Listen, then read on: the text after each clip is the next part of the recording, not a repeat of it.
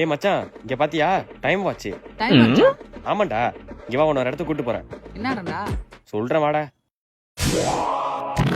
ஏய், அங்க பாத்தியா யாருன்னு? யாரா அந்த கிழவன்?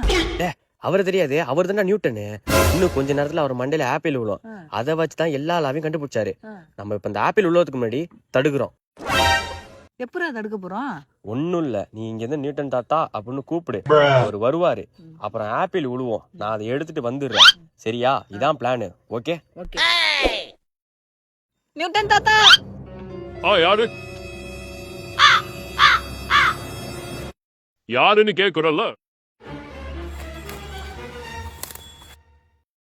யாரையும் காணோம். நியூட்டன் தாத்தா. யாரு?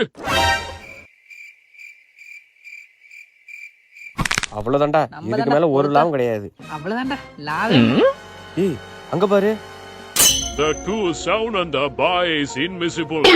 An object could not change the motion force act in the first law. Object is equal to mass transfer in second law. Force each other equal and represents third law.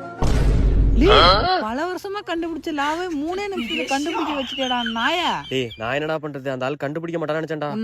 ஏய், ஒரு நிமிஷம் இரு. The density of the medium, the area moves spherical bar in velocity of Newton to infinity. Newton 15th law. ஐயோ.